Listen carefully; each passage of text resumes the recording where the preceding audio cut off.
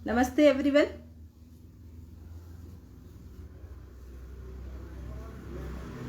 अभी जो भी कोई भी लाइव हो तो मुझे बताए। राजमाता अहिल्या योग केंद्र के सदस्यों में से कोई भी मुझे बताए कि क्या मेरी आवाज आ रही है।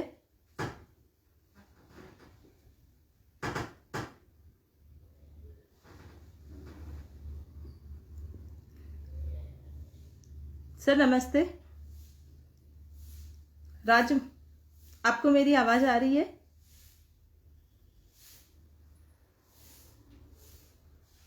स्टार्ट करने से पहले कोई भी मुझे बताए कि आपको मेरी आवाज आ रही है। ठीक है, तो चलिए हम शुरू करते हैं। सबसे पहले आप सभी को नए सप्ताह के नए दिन की सुबह का सबसे नमस्कार सभी को। और राजमाता अहिल्या योग केंद्र के समस्त पदाधिकारियों, समस्त सदस्यों को मेरा दिल से धन्यवाद कि उन्होंने मुझे इस मंच पर आमंत्रित किया कि जहां पर मैं अपने विचार प्रस्तुत कर सकूं। तो बिफोर आई स्टार्ट, आज के सेशन को स्टार्ट करने से पहले मैं उज्जैन योग लाइफ सोसाइटी के गुरु पंडित राधेश्याम मिश्रा को नमन मेरा। उज्जैन योग लाइफ सोसाइटी के समस्त गुरुओं को मेरा नमन, जहां से मेरी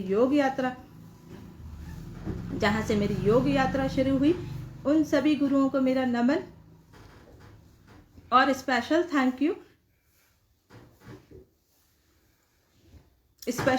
यू टू मंजीत सर, जिनके कारण मैंने योग सूत्रों को जो है बहुत ही एक अच्छे तरीके से और एक सरल भाषा में एक समझने का प्रयास कर पाई। और जिसका जो कि आज का मेरा विषय है, एक कुछ अपने अनुभव को जो है एक्सपीरियंस को शेयर करना चाहूंगी आपके साथ। तो उसके लिए मैंने आज का जो विषय है मेरा, आज हम योग सूत्रों को कैसे सरल तरीके से समझें और अपने जीवन में उसे कैसे अप्लाई करूं, इसको हम समझने का प्रयास करेंगे। ठीक है, जहां से मैंने समझा है, तो जब मैंने मंजीत योगालय में जो है मंजीत सर से योग सूत्र की मेरी शुरुआत हुई, उसके पहले भी मैंने योग सूत्र बहुत सारी जगह से सीखा, टीटीसी के दौरान या फिर जो है बहुत सारी बुक्स से, लेकिन मुझे इतना समझ में नहीं आया जितना मुझे मंजीत योगालय से या मंजीत सर से समझ में आया। इतना इजी वे में हर एक टेक्निक्स को, टूल्स एंड टेक्निक्स लाइक मैं इसके संबंध में एक एग्जाम्पल दूंगी कि हमारे पास जैसे घर के सारे साधन है, सपोज घर का सारा सामान है, टीवी है, सोफा है, फ्रिज है, लेकिन उसे व्यवस्थित कैसे करना है, किसी रूम में डेकोरेट कैसे करना है, ये हम नहीं जानते थे। तो इससे हमें ये पता चला कि मतलब उस चीजों को कैसे व्यवस्थित करना है, वो मैंने इस योग सूत्र के कोर्स से सीखा। तो आज जो है मेरा टॉपिक है कि हम योग सूत्रों को कैसे सरल तरीके से सीखें और कैसे अपने अपने जीवन में अप्लाई करें। ओके, तो जो है सबसे पहले एक सेकेंड, मैंने बुलेट पॉइंट कुछ लिख लिए थे। तो सबसे पहले जो है योग दर्शन आता कहाँ से है, तो हमारे भारतीय सनातन धर्म में जो है 6 दर्शन हुए, उसमें से योग दर्शन जो है वो दूसरे नंबर पे आता है। योग दर्शन या योग सूत्र ये दूसरे नंबर पे आता है। इसकी पहली कमेंट्री जो है महर्षि व्यास जी ने की थी, जिसे हम व्यास भाष्य के नाम से जानते हैं। महर्षि व्यास ने जो है ह्यूमन साइकोलॉजी को समझने में बहुत ही हेल्प करी, एक ह्यूमन माइंड को बहुत अच्छे तरीके से समझा। उनके अनुसार जो है योग क्या है, योग युज समाधो, तो समाधि ही योग का असली उद्देश्य है। परम उद्देश्य योग का असली उद्देश्य समाधि है। ठीक है, उसके बाद जो आता है महर्षि पतंजलि जी का नाम योग के क्षेत्र में बड़े ही आदर के साथ लिया जाता है, बड़े ही सम्मान से लिया जाता है, क्योंकि उन्होंने योग के क्षेत्र में, क्योंकि महर्षि पतंजलि को योग का संकलन करता कहते हैं, इट मीन्स कंपाइलर। उन्होंने योग का जो बिखरा हुआ ज्ञान था, जो बिखरा हुआ नॉलेज था, उसे उन्होंने एक जगह कलेक्ट करके एक बहुत ही अच्छे तरीके से एक सूत्रों के रूप में उसको पिरोया। जब भी हम कोई काम करते हैं तो उसका एक पर्पस होता है, एक उद्देश्य होता है। तो ऐसे ही उन्होंने भी जब योग सूत्र की शुरुआत करी तो उनका भी एक पर्पस रहा होगा कि कैसे योग के असली उद्देश्य पे पहुंचा जाए। तो इसलिए उन्होंने उसको जो है बिखरे हुए ज्ञान को सूत्रों के रूप में कलेक्ट करके और जो है वो हमारे सामने जो है वो सूत्र के रूप में प्रस्तुत किया। तो उनका नाम जो है महर्षि पतंजलि जी का नाम जो है महर्षि पतंजलि कैसे पड़ा, इस संबंध में एक छोटी सी स्टोरी आती है। तो मैं उस स्टोरी को आपके सामने बताना चाहूंगी कि एक अम्मा थी जो कि उनकी कोई संतान नहीं थी। तो वो नदी में जो है नदी के जल से एक सूर्य को अर्घ दे रही थी। इस तरीके से अर्घ दे रही थी, नदी के जल को उठाकर सूर्य को अर्घ जब दे रही थी तो उनके एक सामने एक पेड़ था। पेड़ के पत्ते में से जो है वो एक सांप का बच्चा जो है वो उनके हाथों में या उनकी अंजलि में आके गिरा। तो वो डर के घबरा गई और सांप का बच्चा जो है नीचे छूटा। तो पथ इट मीन्स गिरना और अंजलि इट मीन्स उनके दोनों हाथों में गिरा, उसको इसलिए उनका नाम जो है वो पतंजलि पड़ा। ठीक है, इसका नाम जो है इस कारण महर्षि पतंजलि पड़ा। तो जो भी महर्षि पतंजलि जी के अनुसार जो भी योग का अभ्यास कर रहे हैं, चाहे वो किसी भी रूप में योग का अभ्यास कर रहे हैं, आसन के रूप में, प्राणायाम के रूप में, तो उनको जो है योग सूत्र का अध्ययन जो है वो अवश्य करना चाहिए। ओके, अब आता है कि उन्होंने जो है महर्षि पतंजलि जी ने अलग अलग ज्ञान के मोतियों को कलेक्ट किया एंड देन उसको सूत्रों के रूप में रचना की। उन्होंने 4 पाद रखे, योग सूत्र के 4 पाद बनाए। पहला पाद समाधि पाद, दूसरा पाद साधन पाद, तीसरा पाद विभूति पाद एंड चौथा पाद जो है कैवल्य पाद। तो समाधि पाद जो है उसमें सूत्रों की संख्या हुई 51, साधन पाद में सूत्रों की संख्या हुई जो है वो है 55 एंड विभूति पाद में सूत्रों की संख्या है 55 और आखिरी पाद जो कैवल्य पाद है उसमें सूत्रों की संख्या हुई 34। ये सब कुल मिलाकर जो है 195 सूत्रों की उन्होंने रचना करी। तो हम पहले पाद पे आते हैं, समाधि पाद पे। समाधि पाद का पहला जो सूत्र है वो है अथ योग योगानुशासनम। इसको हम अलग अलग अगर डिस्ट्रीब्यूट करके पढ़ते हैं तो अथ योग अनुशासनम। अब जो है अथ इट मीन्स अब योगानुशासनम, योग का एक अनुशासित रूप जो है प्रस्तुत है। इसको अगर हम अपनी भाषा में साधारण शब्दों में कहें तो जब आप एक योग की लाइफ को जीना शुरू करते हैं, it means that is the right time जब आप योग को जीते हैं या जब आपने योग की जर्नी स्टार्ट करी है। तो यही वो शुभ घड़ी है, यही वो शुभ समय है, इसलिए हम इसका सूत्र है अथ योग अनुशासनम की अभी वो सही घड़ी है, शुभ समय है, अब योग का अनुशासित रूप जो है वो प्रस्तुत है। सेकेंड सेंटेंस, जब भी हम योग की डेफिनेशंस की बात करें या योग की परिभाषा की बात करें तो उस संबंध में एक ही परिभाषा आती है, योग चित्त वृत्ति निरोध है। चित्त की वृत्तियों का निरोध करना ही योग है। ठीक है, तो इसके लिए हमें जो है चित्त की वृत्तियों का निरोध हो जाएगा तो क्या होगा, और चित्त की वृत्तियों का निरोध नहीं होगा तो क्या होगा, उसके लिए हमें यह भी समझना पड़ेगा। अब चित्त की वृत्तियों का निरोध करना ही योग है, तो अगर चित्त की वृत्तियां निरोध हो जाएगी तो उसके बाद क्या होगा, तो और अगर चित्त की वृत्तियां निरोध नहीं हुई तो क्या होगा, आगे हम पढ़ेंगे। थर्ड सूत्र उसके बाद जो है, अब यहां पर हमें पहले वृत्तियों को भी समझना पड़ेगा जो कि हम आगे बात करेंगे। और जो है अब थर्ड सूत्र आता है, अगर चित्त की वृत्तियों का निरोध हो गया, सारी वृत्तियां समाप्त हो गई तो उसके बाद क्या होगा, तदा द्रष्टु स्वरूपे अवस्थानम। तो चित्त की अगर वृत्तियों का निरोध हो जाएगा तो हम अपने स्वरूप में स्थित हो जाएंगे। अपना स्वरूप मतलब क्या, अब अपना स्वरूप इन द सेंस मैंने वहां पर अपना शुरुआत में अपना परिचय नहीं दिया था, क्योंकि मुझे परिचय अपना यहां देना था। मैं राधिका चंदनानी एक योग जिज्ञासु। इट मीन्स मैं यहाँ पर अपने स्वरूप में स्थित होना, मतलब मेरा नाम राधिका चंदनानी नहीं, मैं किसी की माँ नहीं, किसी की पत्नी नहीं हूँ, एक योग प्रशिक्षक नहीं हूँ, मतलब ये सारी उपाधियों से परे एक दृष्टा स्वरूप, अपने आप के स्वरूप में स्थित हो जाऊंगी। ये अपने आप का स्वरूप भी हमने अभी तक कोई अनुभव नहीं किया है, लेकिन चूंकि वेदों में आता है तो तो ये सही है।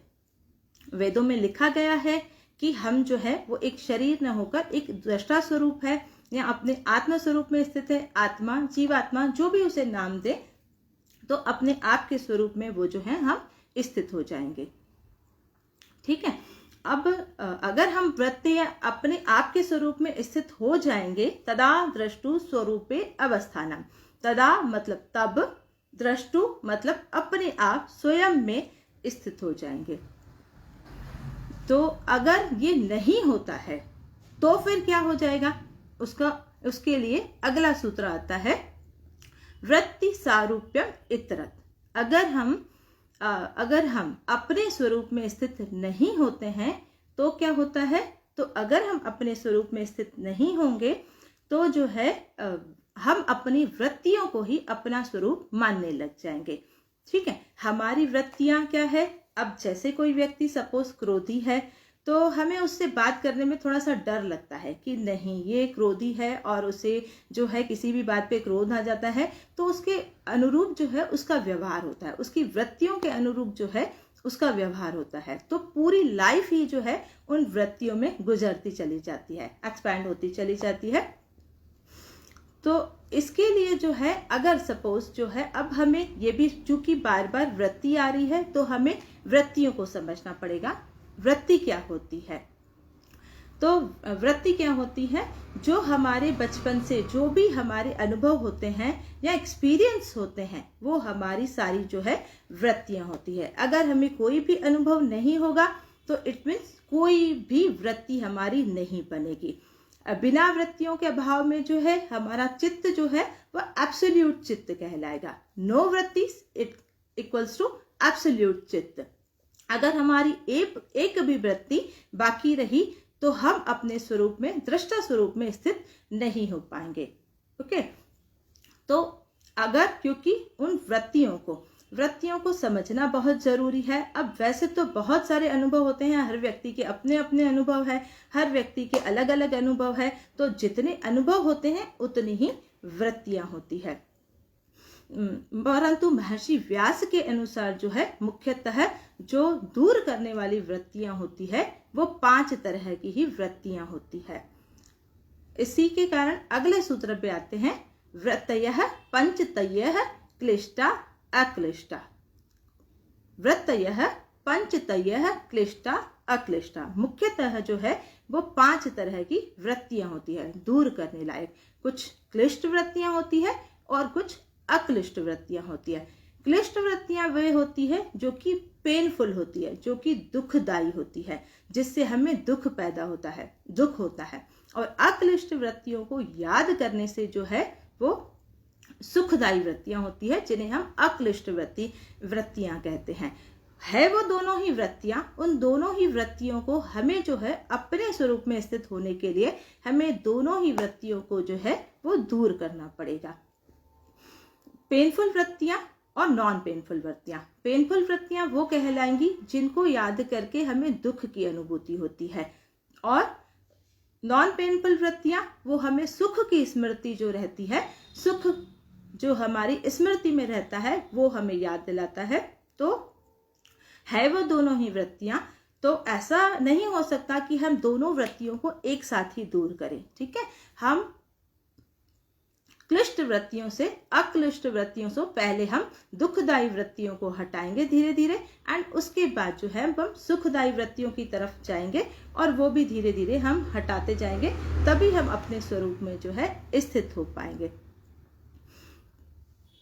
मेनली अब ये वृत्तियां होती कौन सी है, तो मैं आपको इसका थोड़ा सा संक्षिप्त वर्णन बताऊंगी। वृत्तियां 5 तरह की कौन कौन सी? प्रमाण, विपर्य, विकल्प। इसी से संबंध में अगला सूत्र, पहले समाधि पाद के पहले अध्याय का ये आता है, 6 नंबर का सूत्र है। प्रमाण, विपर्य, विकल्प, निद्रा और स्मृति। प्रमाण मतलब रॉन्ग नॉलेज, प्रमाण मतलब राइट नॉलेज। राइट नॉलेज कौन सा? जो हमें हमारे राइट नॉलेज कौन सा? जो हमारे स्वरूप का ज्ञान कराए, वो हमें जिससे भी ऐसी कोई बुक्स, जिससे ऐसी कोई क्लासेस या ऐसा कुछ अध्ययन करना जिससे हमें हमारे स्वरूप का ज्ञान हो, वो होता है राइट नॉलेज। और उसके विपरीत रॉन्ग नॉलेज, जिससे हम उसके विपरीत जो भी नॉलेज रहेगा वो रहेगा रॉन्ग नॉलेज। ठीक है। और विपर्य, विपर्य मतलब इमेजिनेशन। जैसे आज से 10 साल पहले जो है कोई कल्पना नहीं कर सकता था कि ये ऑनलाइन क्लासेस होती है, या ऑनलाइन कोई क्लास ली जा सकती है, या ऑनलाइन कोई भी जो है स्टडी संभव है। अगर हम 10 साल पहले की बात करें तो ये पॉसिबल नहीं था, लेकिन आज ये सब पॉसिबल हो रहा है। तो इमेजिनेशन इट मीन्स एक नई सोच, एक नई शुरुआत, जो कि पहले कल्पना भी नहीं की जा सकती है। ठीक है। और देन निद्रा और स्मृति, ये भी दोनों वृत्तियों में आता है, निद्रा और स्मृति है। स्मृतियां मतलब हमारी पुरानी स्मृतियां, चाहे वो दुखदायी हो और चाहे वो सुखदायी हो, दोनों तरह की स्मृतियां। आगे आता है, अब निद्रा से एक बात मुझे याद आती है कि जब मैं योग सूत्र की क्लास जो है वो हमारी क्लास चल रही होती है, या कोई आसन से रिलेटेड क्लास है, तो वहीं कुछ महर्षि पतंजलि जी ने बताया है कि योग में कुछ जो है वो साधक तत्व होते हैं और कुछ जो है वो बाधक तत्व होते हैं। तो योग से संबंधित जो जैसे ही जो है वो निद्रा, तो कभी आलस्य आता है कि आज नहीं क्लास अटेंड करने का मन है, या कुछ ऐसी नहीं मन हो रहा है, लेकिन तुरंत ही, या नींद आ रही है बहुत, तो तुरंत ही एक मन होता है कि निद्रा। निद्रा क्या है? एक वृत्ति है, और उन वृत्तियों को हमें क्या करना है? दूर करना है। तो हमें अपने सत्व गुण को बढ़ाना है। तो जैसे ही हम उठकर जो है अपनी क्लास अटेंड करने लग जाते हैं, एंड देन जो है हमें अपने सत्व को प्रधानता देनी है, हमें आगे बढ़ना है। तो इसलिए हम एक निद्रा तुरंत ही मुझे याद आता है उसी वक्त, और इसे हमने अपने रूटीन लाइफ में अप्लाई किया है कि ये एक निद्रा क्या है? एक वृत्ति है। तुरंत ही दिमाग में क्लिक होता है कि निद्रा एक वृत्ति है, उस वृत्ति को मुझे क्या करना है? हटाना है। और तुरंत ही हम उठकर अपनी क्लास अटेंड करने लगते हैं और एक योग सूत्र को समझने का प्रयास करना है, उन अलग अलग सूत्रों को। इससे मेरी जिज्ञासा और बढ़ती जाती है, और एक योग जिज्ञासु के रूप में जो है एक और आगे मार्ग पर और बढ़ने का अनवरत प्रयास जो है वो जारी है। ठीक। उसके बाद आता है हम, अब ये हमारे सूत्र जो हुए समाधिपाद के कुछ सूत्र हुए, जिसमें मुझे जितने सूत्र याद हुए हैं, मैंने कभी भी सूत्रों को रटा नहीं है, उसे याद नहीं किया है, जितना भी समझा है वो क्लास के दौरान ही समझा है, उसी से मुझे याद हो गया है। तो पहले समाधिपाद का पहला सूत्र हमने समझा, पहले पाद का पहला सूत्र, अथ योग अनुशासनम। अब योग का अनुशासित रूप प्रस्तुत है। दूसरे नंबर का जो सूत्र है, योग चित्त वृत्ति निरोध, चित्त की वृत्तियों का, ये पहले पाद का दूसरे नंबर, पहले अध्याय का दूसरे नंबर का सूत्र है। योग चित्त की वृत्तियों का निरोध करना ही योग है।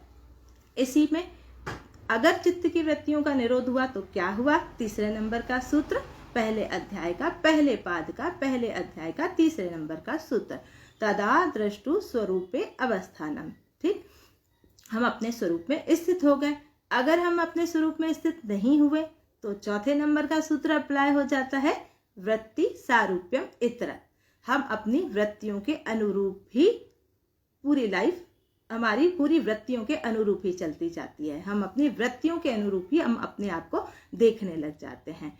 ठीक है। अब वृत्तियां क्या होती है, तो उसके बारे में अगला सूत्र, पहले अध्याय का 5वां सूत्र, समाधि पाद के पहले अध्याय का 5वां सूत्र, वृत्तयः पंचतयः क्लिष्टा अक्लिष्टा। 5 तरह की वृत्तियां हैं और उनको दूर करना है, मेरे महर्षि पतंजलि के अनुसार। ठीक है। वरना महर्षि व्यास भाष्य के अनुसार 5 तरह की वृत्तियां हैं। अब उसके बाद अब मैंने आपको वृत्तियां बताई, 5 तरह की वृत्तियां कौन सी? प्रमाण, विपर्य, विकल्प, निद्रा और स्मृत है। ठीक। आगे बढ़ते हैं हम साधन पाद की तरह। अब साधन पाद की तरफ। अब साधन पाद जो है महर्षि पतंजलि जी ने जो है दूसरे पाद का पहला सूत्र आता है साधन पाद में, तप, स्वाध्याय, ईश्वर प्रणिधान, समाधि भावनार्थ, क्लेश तनुकरण। इसको हम मेन जो है धीरे धीरे अलग अलग करके पढ़ते हैं। तप, स्वाध्याय, ईश्वर प्रणिधान, समाधि, भावनार्थ, क्लेश, तनुकरण, ये हमारा जो है दूसरे पाद का पहले अध्याय का पहला नंबर सूत्र है। पहले नंबर का सूत्र आता है। अब इसमें हम तप को समझने का प्रयास करेंगे। तप क्या है? तो तप किसी भी प्रकार का तप करना। जैसे सपोज आज मैं योग सूत्र को समझने का प्रयास कर रही हूँ, तो उसके लिए जो है जो भी मेरे एफर्ट्स रहेंगे या जो भी मैं एफर्ट्स कर रही हूँ या जो भी उसे समझने का प्रयास कर रही हूँ, तो वो भी एक प्रकार का तप है। और जैसे असाधारण भाषा में जो है मौन भी जो है वो एक तप माना जाता है। जैसे हम बोलने से पहले सोचें कि क्या ये मेरा बोलना जरूरी है या मैं क्यों बोल रही हूँ, या मेरे बोलने से किसी का भला होता है क्या? अगर नहीं तो मुझे क्यों बोलना है? तो साधारण भाषा में जो है मौन भी एक प्रकार का तप है। एंड सेकंड आता है स्वाध्याय। स्वाध्याय यहाँ पर ये नहीं है कि कोई किसी भी बुक्स को पढ़ना, इसको हम स्वाध्याय नहीं कहते हैं। स्वाध्याय मतलब वो चीज जो उससे हमें राइट नॉलेज का पता चले। राइट नॉलेज मतलब अपने स्वयं का ज्ञान, अपने दृष्टु स्वरूप का ज्ञान, वो होता है राइट नॉलेज, और उसको हम बोलते हैं स्वाध्याय। कुछ ऐसी बुक्स पढ़ना, कुछ भी ऐसा बुक्स को पढ़ना जिससे हमें अपने स्वरूप के ज्ञान हो कि मैं कौन हूँ, मैं ये शरीर नहीं हूँ, मैं जीवात्मा हूँ या आत्मा हूँ, मैं शरीर से परे हूँ, जिसे हम अलग देख सकें, वो होता है स्वाध्याय। तो उससे रिलेटेड बुक्स पढ़ना या उससे संबंधित कोई भी ज्ञान हासिल करना, वो होता है स्वाध्याय। थर्ड नंबर में आता है ईश्वर प्रणिधान। थर्ड नंबर का सूत्र आता है, थर्ड नंबर पे आता है ईश्वर प्रणिधान। ईश्वर प्रणिधान को मैं समझाने का प्रयत्न करूंगी कि ईश्वर प्रणिधान क्या। हम जो भी कार्य कर रहे हैं, हम जो भी कर्म कर रहे हैं अपने, वो हम सारे अपने कर्म जो है ईश्वर के प्रति समर्पित करते हुए चलें कि हे प्रभु, जो भी मेरे द्वारा अच्छे कार्य हो रहे हैं, बुरे कार्य हो रहे हैं, वो सारे तुझे अर्पण हैं। या फिर उसके बाद हम अपने कर्तव्य करते हुए जो भी हमारे परिणाम आते हैं, अच्छे या बुरे, उसका पूरा समर्पित भाव ईश्वर के प्रति समर्पित करें। ईश्वर प्रणिधान, जैसे हम किसी भी कार्य को करते हैं या ईश्वर के मंदिर में गए तो हमारी कोई प्रॉब्लम है अपने जीवन की, हमने उन्हें वहां सौंपी, लेकिन जैसे ही हम मंदिर से बाहर आते हैं तो वैसे ही उस प्रॉब्लम के बारे में सोचते रहते हैं कि हे प्रभु, अब ये क्या होगा, अब आगे क्या करना है। हमने वहां पे समर्पित भाव से जो है वो अपनी पूरी प्रॉब्लम को जो है रख के तो आए, पर लेकिन हम समर्पित नहीं हुए। तो ऐसे ही हम किसी भी कार्य को करते हुए अगर हम समर्पित भाव से पूर्ण समर्पण भाव देंगे या ईश्वर को प्रदान करते हुए सारे कार्य अच्छे बुरे जो भी हुए समर्पित करते हुए चलेंगे, तो ईश्वर प्रणिधान का मतलब सार्थक होता है। तो ईश्वर प्रणिधान जो है, मतलब साधन पाद में ये भी आता है कि व्यक्ति ईश्वर प्रणिधान के माध्यम से भी समाधि को जो है प्राप्त कर सकता है, क्योंकि ईश्वर प्रणिधान एक ऐसा टूल्स है कि जिसके कारण जो है, क्योंकि व्यक्ति जो भी कार्य करेगा, जो भी कर्तव्य कर्म सुबह से लेकर दिनचर्या में अपने सुबह से लेकर रात तक जो भी काम करेगा, जो भी कर्तव्य करेगा, वो अपने ईश्वर को सौंपते हुए करेगा कि हे प्रभु, मैं ये कार्य करने जा रहा हूँ, आगे आपकी इच्छा, जैसा आपको उचित लगे उसका परिणाम देना। तो ये ईश्वर प्रणिधान का भाव जो है उसे समाधि तक लेके जाने में मदद करता है। महर्षि पतंजलि जी ने 3 तरह के अधिकारी बताए गए हैं, मतलब समाधि अलग अलग टूल्स दिए हैं, उसे 3 भागों में डिवाइड किया है। पहला समाधिपाद, दूसरा साधनपाद, थर्ड विभूतिपाद और चौथा कैवल्यपाद। अब पहले ही महर्षि पतंजलि जी ने समाधिपाद क्यों दिया है? क्योंकि महर्षि पतंजलि जी ने उस तरीके से डिवाइड किया है, इसे भी 3 कैटेगरीज में जो है महर्षि पतंजलि जी ने डिवाइड किया है। कैसे? इसके लिए जो आता है समाधिपाद में पहले अध्याय का 22वें नंबर का सूत्र है। कौन सा सूत्र है मैं आपको बताती हूँ। मृदु मध्य अधिमात्रत्वात् विशेषतः ततो अपि विशेषः।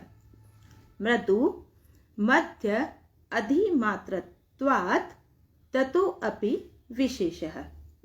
मृदु मतलब अधम अधिकारी, जो कि हम हैं, जो कि मैं हूँ अधम अधिकारी, क्योंकि जिसकी योग यात्रा अभी थोड़ी थोड़ी जर्नी जो है वो स्टार्ट हुई है।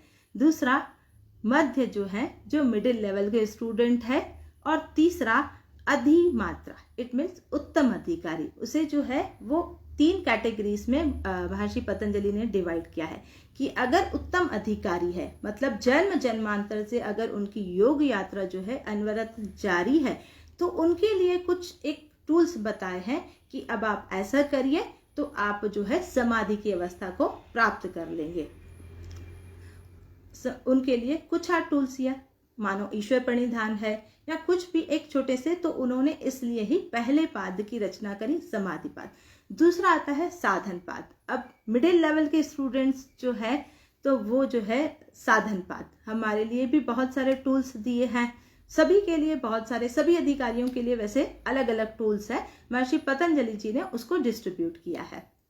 तो मध्यम लेवल का स्टूडेंट्स है तो उसके लिए भाई ऐसे ऐसे टूल्स हैं, आप इनको यूज करो, देन आप जो है वो समाधि की अवस्था को प्राप्त कर जाओगे। चाहे वो इस जन्म में हो, यात्रा अगले जन्म में हो, कभी तो यात्रा कंप्लीट होएगी।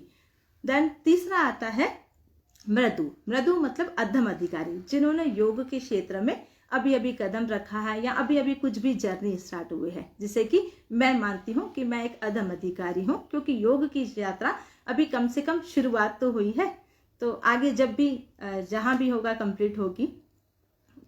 3 इसी कारण उस कैटेगरी को अलग अलग टूल्स दिए हैं और उन टूल्स का यूज करके हम समाधि की अवस्था को प्राप्त कर सकते हैं। अब टूल्स अलग अलग दिए हैं, तो कुछ टूल्स मैं शॉर्ट रूप में बताना चाहूंगी। अभ्यास, वैराग्य एंड तन निरोध। अभ्यास, अब अभ्यास इट मीन्स योग का अभ्यास, योग सूत्रों का अभ्यास, आसन, प्राणायाम। महर्षि पतंजलि जी ने जैसे अधम अधिकारी जो कि हम सब हैं, उसके लिए अष्टांग योग दिया है। अष्टांग योग यम, नियम, आसन, प्राणायाम, प्रत्याहार, धारणा, ध्यान, समाधि, इन 8 टूल्स को दिया है कि जिसके लिए हम जो है वो धीरे धीरे, अब यम भी 5 तरह के, नियम भी 5 तरह के, उन सब का यूज करते करते हम जो है समाधि की अवस्था को प्राप्त हो जाए, जो कि ये सारे टूल्स जो हैं एक अधम अधिकारी के लिए आते हैं। वैसे ये सारे टूल्स सभी के लिए हैं, बट उन्होंने महर्षि पतंजलि जी ने इसको अलग अलग तरीके से डिस्ट्रीब्यूट करके और डिवाइड करके बताया है। ठीक है, और कुछ टूल्स हैं। अभ्यास, वैराग्य, वैराग्य भाम, तन निरोधः। अब अभ्यास मतलब हम चाहे आसन का अभ्यास करें, चाहे प्राणायाम का अभ्यास करें, चाहे ध्यान का अभ्यास करें, एक धीरे धीरे यात्रा चालू करते करते कुछ ऐसी बुक्स पढ़ें जो हमें अपने स्वाध्याय का ज्ञान कराए। उस तरीके से जो है वो एक अभ्यास चलता रहना चाहिए कंटिन्यूस में। अभ्यास, वैराग्य, हम जो अटैच हैं इस सारी दुनिया से, हम इतने संसार से अटैच हैं, बहुत सारी चीज़ों से, व्यक्तियों से, वस्तुओं से, परिस्थितियों से। इसका अटैचमेंट हमारा जो है वो धीरे धीरे कम होता जाए, वैराग्य की भावना हमारे जागृत हो, तो उसके लिए महर्षि पतंजलि जी ने जो है वो बताया है कि लगातार अनवरत अभ्यास जारी रखें। हर किसी चीज का अटैचमेंट है तो नॉन अटैचमेंट कैसे होगा, ये भी हमें टूल्स दिए हैं, और इससे हम आगे कैसे बढ़ेंगे, उससे आगे जो है वो अब अभ्यास इट मीन्स कंटिन्यूसली एफर्ट। ऐसा नहीं कि हमने आज आसन क्लास करी, आज प्राणायाम किए और कल नहीं किए। अभ्यास में आता है हम लगातार कंटिन्यूसली एफर्ट करते रहें, जिससे हमारी यात्रा अनवरत जारी रहे। वैराग्य इट मीन्स नॉन अटैचमेंट। अब नॉन अटैचमेंट की भी हमें प्रैक्टिस करनी पड़ेगी, क्योंकि हम बहुत सारी चीज़ों से इतना अटैच हैं कि उससे हम अलग नहीं हो पा रहे हैं। तो उसके लिए भी कुछ कहीं ना कहीं उन्होंने उस तरीके के टूल्स दिए हैं जिससे हम अटैचमेंट से हट सकें। ठीक, इस संबंध में मैं जो है कुछ अपने एक्सपीरियंस शेयर करूंगी कि हम जो है जब मैं योग सूत्र की क्लास मंजीत सर से अटेंड करते हैं तो वो जो है हमारा चित्त की भी अलग अलग अवस्थाएं होते हैं, अलग अलग अवस्थाएं होती है। तो चित्त की उन्होंने एक हफ्ते भर का एक दिया था कि आपको देखना है कि चित्त जो है कौन सी अवस्था में है। चित्त की बहुत सारी अवस्थाएं होती है। महर्षि पतंजलि जी ने उनके भी कुछ टूल्स दिए हैं, कि चित्त की आपकी अवस्थाएं। तो चित्त मुख्यतः चित्त की अवस्थाएं जो है वो 5 तरह की अवस्थाएं होती है। क्षिप्त, मूढ़, विक्षिप्त, एकाग्र और निरुद्ध और एकाग्र। इसको हम सीक्वेंस वाइज से कहते हैं, क्षिप्त, मूढ़, विक्षिप्त, निरुद्ध और एकाग्र चित्त। ठीक है, अब हमें उस चीज को जो है वो देखना था। एक हफ्ते भर का ऑब्जर्वेशन था कि कब किस परिस्थिति में हमारा चित्त जो है क्षिप्त अवस्था में है। क्षिप्त इट मीन्स मूढ़ स्थिति में, कि काम करने की इच्छा नहीं हो रही है, कुछ करने की इच्छा नहीं हो रहा है, मतलब very dullness, not interested in anything, कुछ करने की इच्छा नहीं है, क्षिप्त अवस्था में है। देन उसके बाद जो होता है मूढ़, क्षिप्त अवस्था इट मीन्स कभी इंटरेस्ट हुआ। विक्षिप्त, फिर आता है मूड, करने की बिल्कुल ही इच्छा नहीं है, क्या करना है हमको जान के, इसको करने से क्या लाभ हो जाएगा। एंड देन आता है विक्षिप्त, कभी इंटरेस्ट हुआ तो काम किया, कभी इंटरेस्ट नहीं हुआ तो नहीं किया। तो चित्त की अवस्थाएं को चेक करने के लिए हमने एक पूरे वीक हमने चेक किया कि हमारा चित्त कौन सी स्थिति में रहा, कौन से लेवल में रहा, कौन सी हमारी वृत्ति किस समय तक जो है ज्यादा जागृत हुई, हमने किस वृत्तियों को किस तरह से हम हटा पाए या कैसे हमने, तो ये एक्सपीरियंस हमने शेयर किया। पहले मैंने कभी भी अपनी लाइफ में ऐसे अनुभव नहीं किए थे कि मैंने योग सूत्रों को पढ़ा तो था लेकिन ऐसा लगता था कि मेरी समझ से बहुत परे है और बहुत यात्रा लंबी है और समझ नहीं आ रहा है। लेकिन अब मेरे साथ ऐसा नहीं हुआ और जो मैं अपने चित्त की वृत्तियों को देख पाए, हम लोग एक ऑब्जर्वेशन जो है वो हमारा चालू हुआ, एटलीस्ट हमारी योग यात्रा जारी हुई। क्षिप्त चित्त हुआ तो भी जैसे कभी हम कुछ काम कर रहे हैं और एकदम से इंटरेस्ट नहीं हुआ, या विक्षिप्त अवस्था से विक्षिप्त हो गया चित्त एकदम से कि नहीं करना है मुझे, तो एकदम से एकाग्र, कभी कभी हम किसी चीज को बहुत कॉन्सेंट्रेशन माइंड से कर पाए। तो ये सारी अवस्थाएं जो है वो हमने उन अलग अलग अवस्थाओं को जिया, उन अलग अलग अवस्थाओं में चित्त को फील किया। तो ये अनुभव जो मेरा जो है वो एक अल्टीमेट अनुभव रहा कि, और ये सब जो है मेरा पहले किसी भी क्लास से या योग सूत्र की जितना भी मैंने पढ़ा था उन सब से नहीं हुआ था, जिनको हमने जीवन में अप्लाई किया है, या आज भी जितने मैंने सूत्रों को समझा है या जिन सूत्रों को पढ़ा है वो सारे सूत्र मैंने कहीं से याद नहीं किए हैं, मैंने रटे नहीं है, सिर्फ उनको समझा है, सिर्फ उनको अपने जीवन में अप्लाई किया है कि हमारी यात्रा जो है वो आगे बढ़ती रहे और कैसे हम अपनी वृत्तियों पे रोक लगा पाए और कैसे हम जो है वो अपनी वृत्तियों को रोकें, वृत्तियों को ध्यान रखें, कैसे अनुभव हमारी कौन कौन सी वृत्तियां हैं, हमारे कौन कौन सी चित्त की अवस्थाएं होती है और कैसे हमारी चित्त की अवस्थाएं बदलती है। ये सारी हमने जो है उन सारी क्लास के दौरान जो है वो अनुभव किया। और आज भी जो है मेरे अनुसार उस नॉलेज का कोई मतलब नहीं रहता है जो सिर्फ ओनली रटा जाए या याद किया जाए, उसे हम अब जब तक जीवन में अप्लाई नहीं करेंगे तब तक उस ज्ञान का कोई महत्व नहीं रह जाता है। तो उसके बाद हम जो है बहुत सारे ऐसे सूत्र हैं जिन्होंने मैंने जिनको हम जो है समझने का धीरे धीरे और आगे भी प्रयास करते हैं, वृत्तियों को समझने का प्रयास करते हैं आगे। ये मैंने सारे अनुभव जो है बहुत सारे सीखे और बहुत सारे महसूस किए और उसका हमारे जीवन में कैसे चेंज आता है ये भी महसूस किया। ये सारे बाद ये सब जो भी है आस्तिक दर्शन, षट दर्शन, इसका पहले मुझे इतना इंटरेस्ट भी नहीं था, लेकिन अब ऐसा लगता है एक योग जिज्ञासु के रूप में जो है, एक योग जिज्ञासु के रूप में उन सारे अनुभवों को मैंने फील किया, मैंने महसूस किया। एक अनुभव इसके कारण जो है मैं शेयर, एक अनुभव जो है मैंने आपको बताया। ऐसे ही मेरे साथ एक स्मृति का अनुभव बताऊंगी, एक वृत्ति है जो जिसका अनुभव जो है मैं शेयर करूंगी आपके साथ। ऐसे ही कुछ जो होते हैं, सबके जीवन में कुछ ऐसे अनुभव आते हैं जो कि दुखद होते हैं और सुखद होते हैं। तो ऐसे ही कुछ मेरी दुखदाई वृत्तियों को मैं नहीं भूल पा रही थी। बट जब मैंने योग सूत्र का अभ्यास चालू किया या योग सूत्र को समझना चालू किया, तो तब समझ में आया कि दुखदाई भी जो है वो भी एक वृत्ति है। उन परिस्थितियों, किसी किसी का जीवन जो है, सारा जीवन एक ईर्ष्या के मूड में या भगवान, हाय भगवान हम कितने दुखी हैं, इस मूड में ही व्यतीत होता चला जाता है।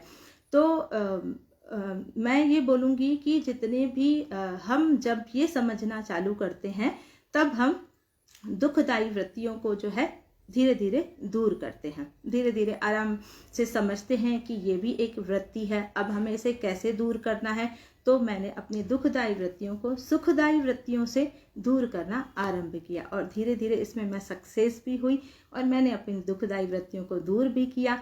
आगे समझते हैं कि सुखदाई वृत्ति है वो भी वृत्ति ही, उसे भी दूर करने का प्रयास करना है। अब ये वृत्तियां दूर हो जाएंगी, धीरे धीरे हम उसको दूर करते जाते हैं अपनी लाइफ से धीरे धीरे। इसके कारण फिर उसके बाद हमें अपने स्वरूप का ज्ञान करना है, क्योंकि अगर हम वृत्तियों में ही फंसे रहेंगे तो हमें अपने स्वरूप का ज्ञान तो कभी हो ही नहीं पाएगा। हम वृत्तियों में ही पूरा जीवन उलझ कर रह जाएंगे। तो उन वृत्तियों को भी जो है हमें दूर करना है, चाहे सुखद वृत्तियां हो चाहे दुखद वृत्तियां हैं, उन दोनों को ही हमें दूर करना है। जब हम वृत्तियों को दूर करेंगे तो क्या होगा, तदा द्रष्टु स्वरूपे अवस्थानम। जब हमारी दोनों वृत्तियां दूर होगी तभी तो हम अपने स्वरूप का ज्ञान हो पाएंगे, तभी तो हमें वो नॉलेज होगा, राइट नॉलेज, कि मैं जो है वो एक शरीर नहीं हूँ, मैं एक जीवात्मा हूँ या आत्मा हूँ, एक सत्य हूँ। जो भी बोल लें, नाम चाहे कोई भी रख लें, अंततः वास्तविकता यही है, क्योंकि शरीर का तो कभी ना कभी अंत होना ही है। ये सारी चीजें जो है ये मैंने योग सूत्र से ही समझी है और अभी और जिज्ञासु के रूप में उसे और समझने का प्रयास अनवरत जारी है, अनवरत प्रयास करती रह रही हूं मैं। अब आप लोगों के कोई भी क्वेश्चन हो तो आप लोग पूछ सकते हैं, कुछ भी ऐसा हो जिसको आप पूछना चाहते हैं या मेरे समझाने में कोई भी कहीं गलती रही हो।